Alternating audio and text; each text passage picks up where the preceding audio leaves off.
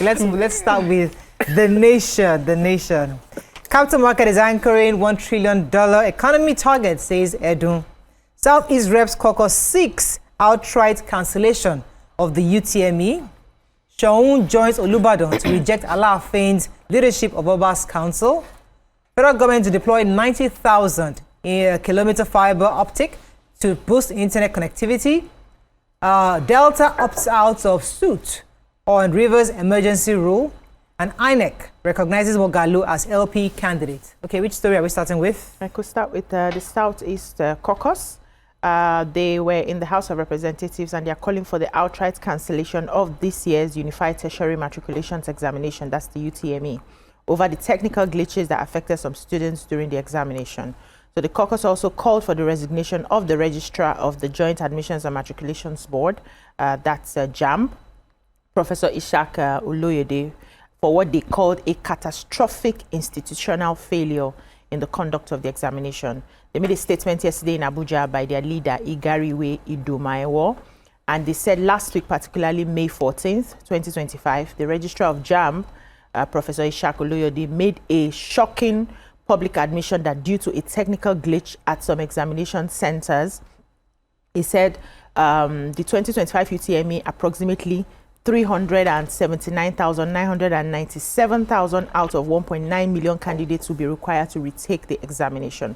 So as a caucus, it says we are deeply concerned as all 5 southeastern states we represent were directly affected by these so-called score distortions. Over the past week, we have exercised restraint, hoping that JAMB would provide effective remedial measures to address what is clearly a catastrophic institutional failure, one that has severely shaken public trust and the confidence of students and their families nationwide. So they are calling for immediate cancellation of the 2025 UTME and the fixing of a new date, preferably after WAEC and NECO examinations, to ensure that no student is disadvantaged.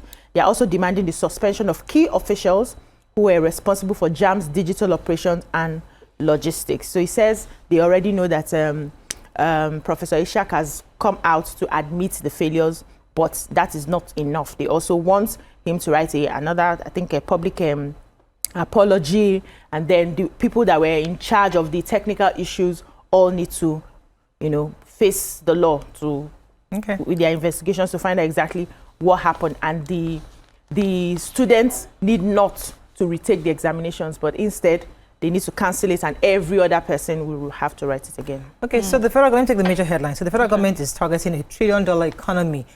Says the Minister of the Economy and Coordinating Minister, the Minister of Finance and Coordinating Minister of the Economy, that's what Mr. Wale Edun represented yesterday at the Capital Market Committee meeting, where he was unveiling a new law. He spoke in Abuja during the meeting, saying that this will be achieved through that the capital market is a major facilitation plank for the federal government's $1 trillion target economy. He said this will be achieved through innovation, a stronger regulatory environment, and a new products and platform to drive investor participation. Also, the Minister of Budget and Economic Planning, Senator Abubakar Bagudu, all said the federal government was drawing up strategies that will generate double-digit growth as a pathway to achieving the $1 billion economy target.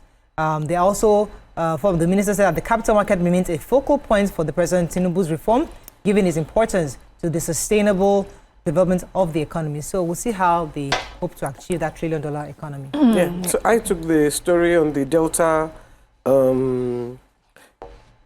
states opting out of the suit. You know that 11 states had filed a suit against the federal government because of the Rivers state of emergency. So Delta State has opted out. We all know why. The politics at play. So the notice was signed by the Attorney General and Commissioner for Justice. The notice said, both pursuant, I'm not going to read all that. Anyway. We'll find it that they should take notice that the Attorney General of Delta State, the 5th plaintiff, hereby wholly withdraws and discontinues as plaintiff in this suit. Okay, so, they didn't give a reason for it. I have the federal government will, from September, begin the deployment of a 90,000 kilometer fiber optic infrastructure nationwide to expand broadband access and digital connectivity, especially in undeserved and rural communities. The government hopes to invest $2 billion in an initiative known as Project Bridge to drive this project. Also, 7,000 new telecom towers will be deployed to make the country attain 98% network coverage, and so on and so forth. I'm just going to try and read up a few parts of this very long report, things that stood out to me. They're saying that they're preparing the $2 billion investment to ensure every Nigerian can access affordable, high-quality connectivity regardless of location. This increasing connectivity hubs by just 10% could yield a 2.5% gross domestic product growth. This Project Bridge initiative aligns with the goals of the National Broadband Plan, which aims to raise broadband penetration from 48% in 2024 to 90% in 2025. Huge. They said that all this, with foundational reforms coupled with advancements in artificial intelligence and the startup ecosystem, have positioned Nigeria as a global leader in digital economy. It's also revealed that over 117,000 Nigerians have been trained in digital skills, with an additional 35,000 currently undergoing training. And with this pace, we're approaching 10% of our 3 million goal. There's also a bill that that's already passed its first reading. It's the Digital Economy Bill, and they say that this bill is important to provide a comprehensive framework for the country's digital transformation. So what we're expecting is good news, good news. It will increase economy and provide jobs and better connectivity. Let me go on a short break. When we come back and continue our review, stay with us. We'll be right back.